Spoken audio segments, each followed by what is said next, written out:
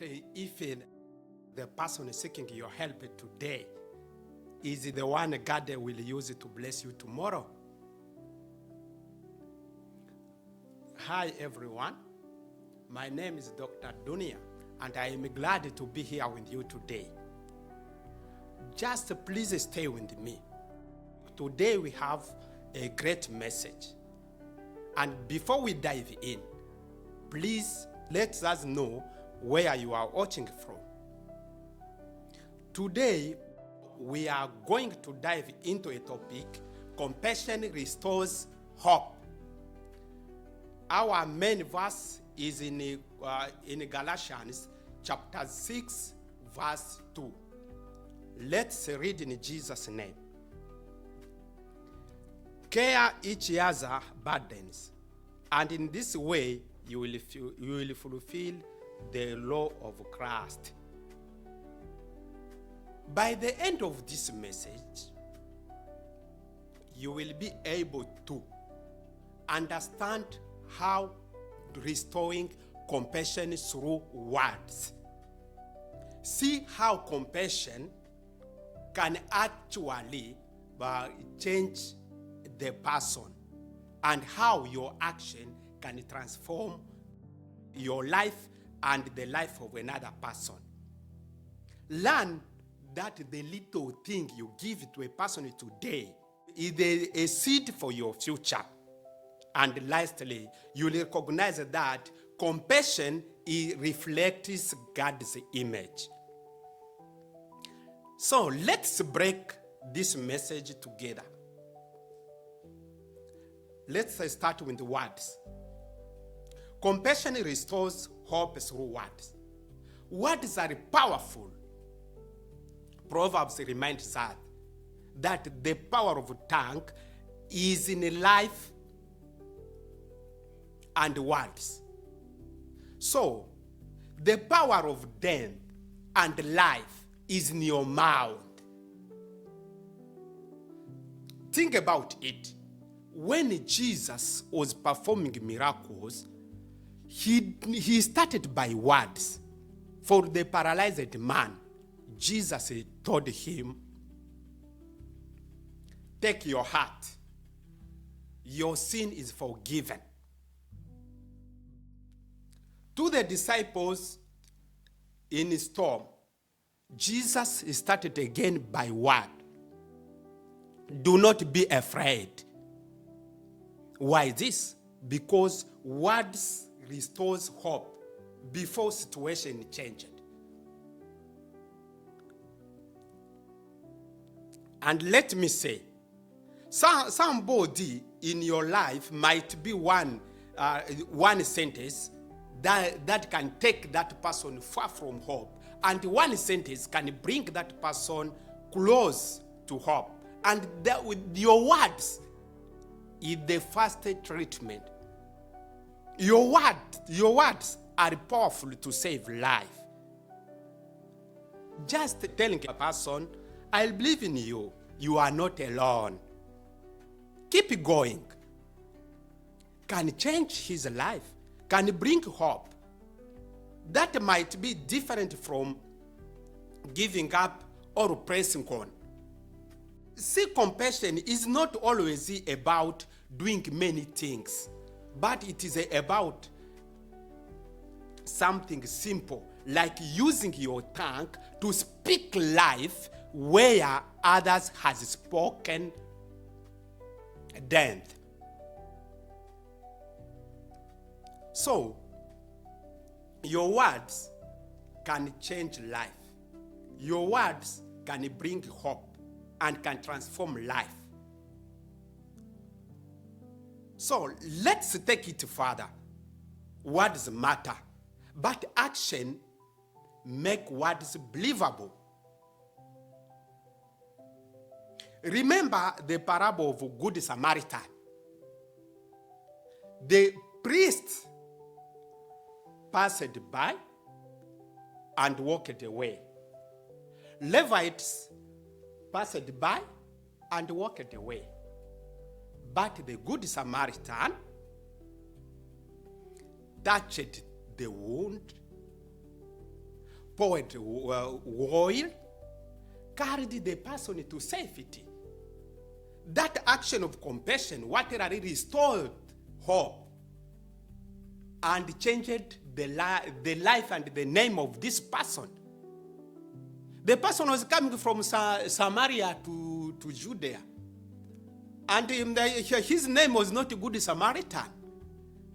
But after doing a great work, they changed his name to be a Good Samaritan.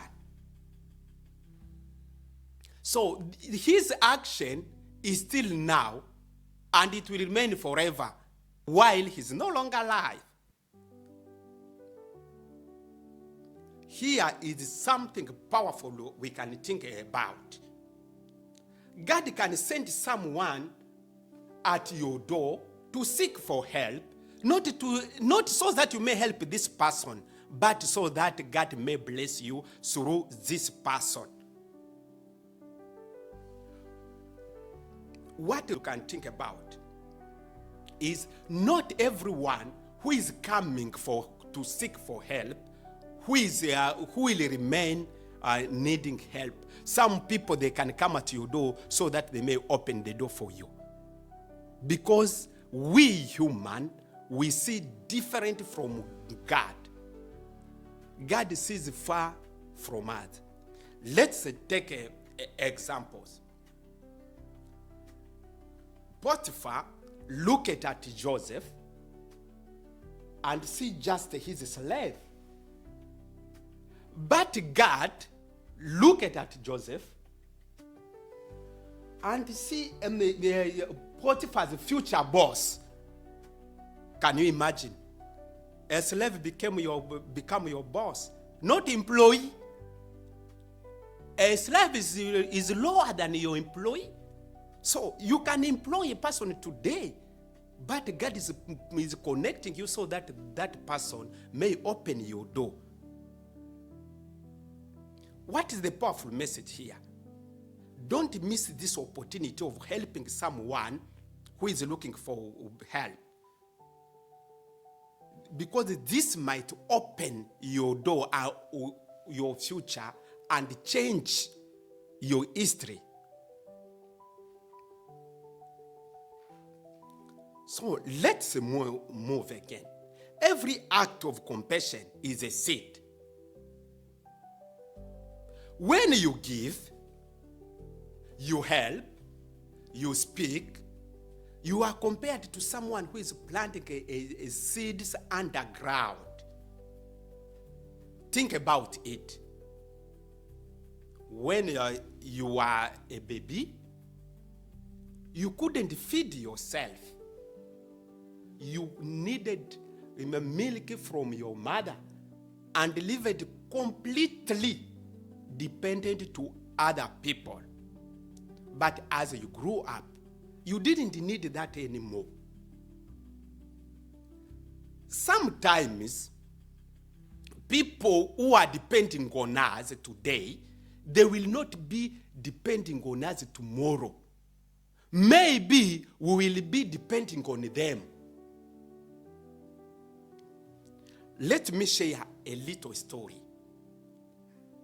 I met two young men. So they were at the end of completing their secondary school, but they had a problem with very little fees.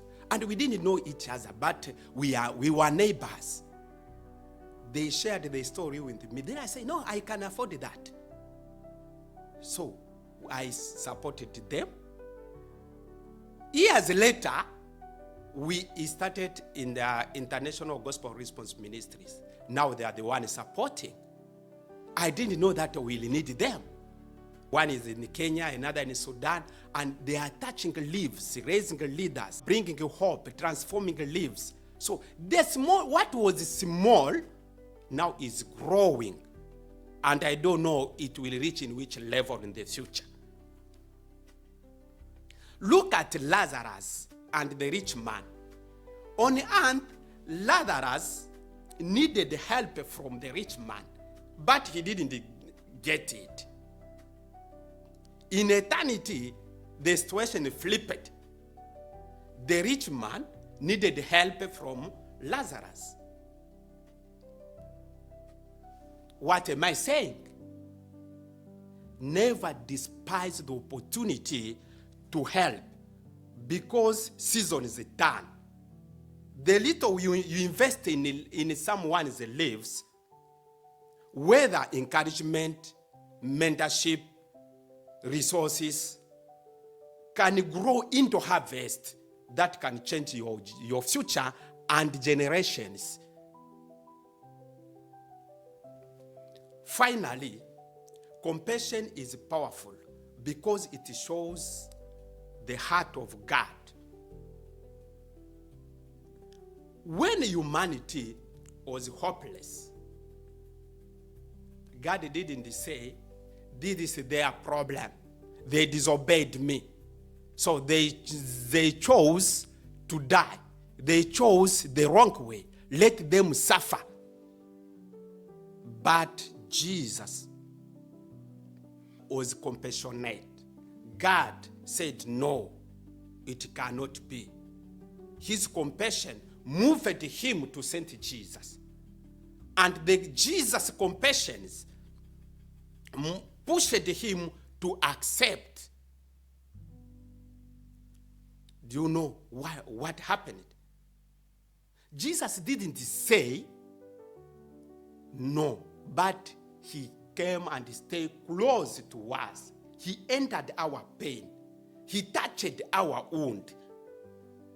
And he healed the broken and gave his life so that we may get everlasting life. Listen, your compassion may be the only lesson people want to learn. Why? Because our actions, our behavior are being recorded by people and God. Before we open the Bible, before you come in front of people to sing, before you do everything, the first Bible people will open is your behavior. So your compassion can be the first lesson people they need to know. They need to understand. So if you can see, Good Samaritan didn't open a Bible, didn't preach, didn't do anything, but his compassion remained. So remember that. When you show compassion, you are not just being a nice person. As some people can see, this guy is nice. No, you are not just being a nice person. But you are preaching without saying a word. You are preaching. You are reflecting God's heart without touching the Bible or speaking a word. Let's go back where we started. A kind word, a helping hand, may restore hope. Never forget this. God may send someone at your door so that this person may help you in the future. So do not miss that opportunity to support that person. What is look like very small in your hands to now can be a miracle in the hands of someone in need. So even if it is a little or a word to say, it is important for a person in need. Compassion is not weakness. It is a strategy to bring light into darkest place. If this message blessed you, just let us know in the comment which kind of action you are going to take today to restore hope. And please don't forget to like this video, share it with someone, and subscribe so that together we may spread God's message for love and compassion. Father, thank you for joining me today. My name is Dunia. See you in the next message. Thank you.